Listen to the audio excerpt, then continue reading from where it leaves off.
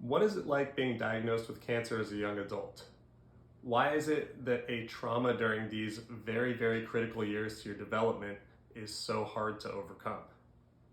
Now, I have been diagnosed with cancer twice at 30 and 35, which you could make an argument is pushing the boundaries of young adulthood.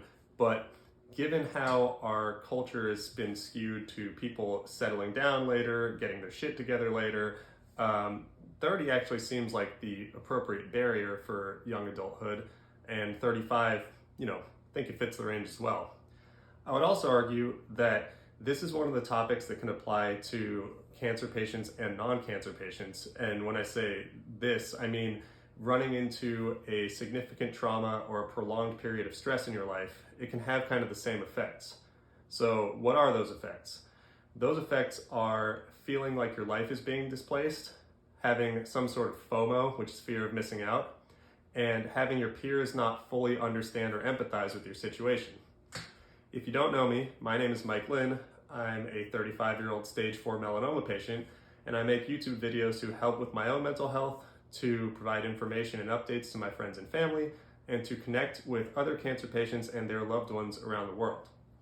So, what's it like getting cancer as a young adult? Well, I've done it twice, and I can tell you that in terms of feeling like your life is kind of halted, that is the case. When I was 30 and diagnosed for the first time with stage 3 metastatic melanoma, I was just starting a relationship. I was in one of the best years of growth for my business. I had all sorts of travel plans, and I had a thriving social circle, and all of those were altered in some way. When you're diagnosed and your treatment plan is laid out for you, you kind of have to pour all of your energy into, following that and taking care of yourself. That's human nature. We all are just trying to survive.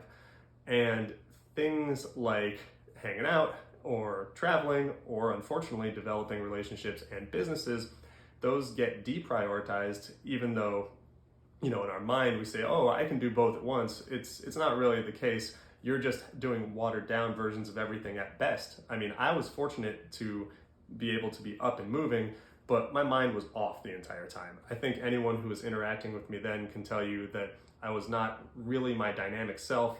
I was just going through the motions in an effort to, appear like I was making it through all right. I might even be suffering from some of that right now.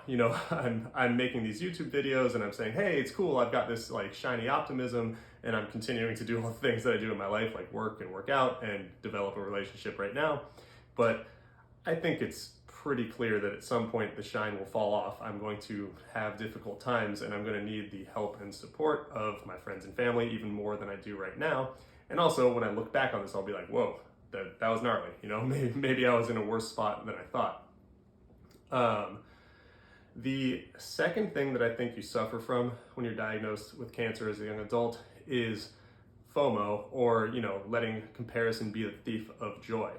So when you're in these years in which people are getting jobs, buying houses, settling down in relationships, having kids, doing their own version of travel, whatever it is, you see all of it on social media, you hear your friends talking about it, and it's hard not to feel a little bitter or jealous.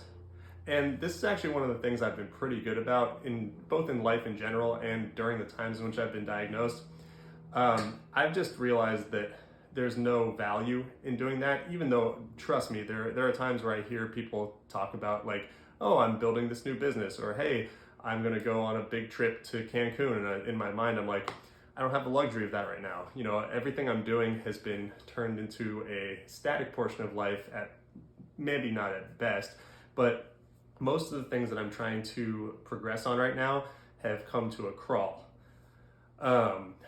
The last portion that I think is very difficult for people as young adults is finding empathetic and understanding peers. This is because cancer diagnosis or any really, really significant trauma in your life, it's a little bit more foreign territory to people in young adulthood. I think most people in their 20s and 30s have not experienced any sort of crazy life trauma or significant loss that can kind of put them in your shoes as a cancer patient.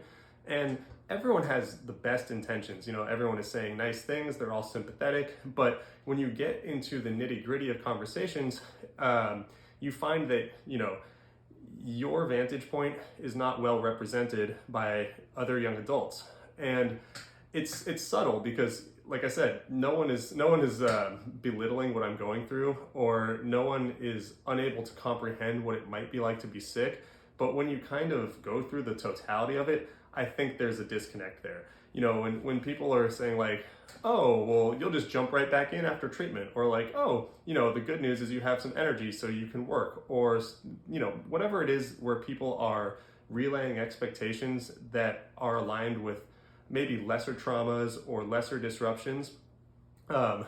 It's hard to, look at your friends and family and say, hey, this is mangling my life and my identity, and I'm not sure that, the end of treatment represents an out, and I'm not sure how long it's going to take for me to get back to normal. I can say that definitely from experience.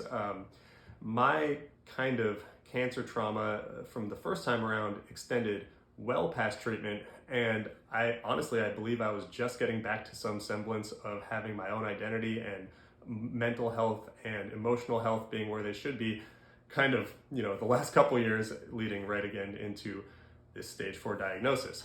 So being diagnosed with cancer as a young adult, it's it's not something I would wish on anyone. It's not something that's fun, and it comes with these kind of unique sticking points or fallout points. And I would like to say that if you're going through a really, really tough time in life as a young adult, whether it is cancer or something else very serious, you have to prioritize your long-term health first. It might seem like, a year or 2 years of your 20s and 30s is such a big chunk, and you're being set back to a degree where you're not going to make it up, but that's not the case. There are plenty of people that go on to be late bloomers, and there are plenty of ways in which you can make up all the lost ground, provided you do the work and let yourself get physically healthy, mentally healthy, and emotionally healthy.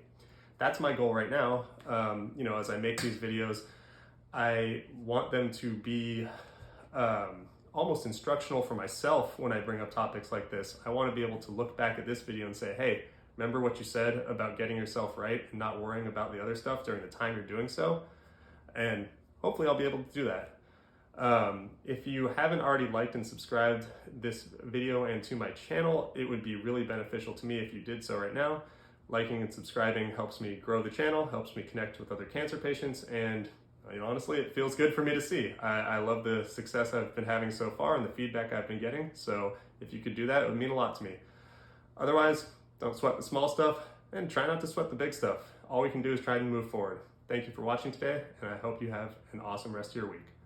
Bye.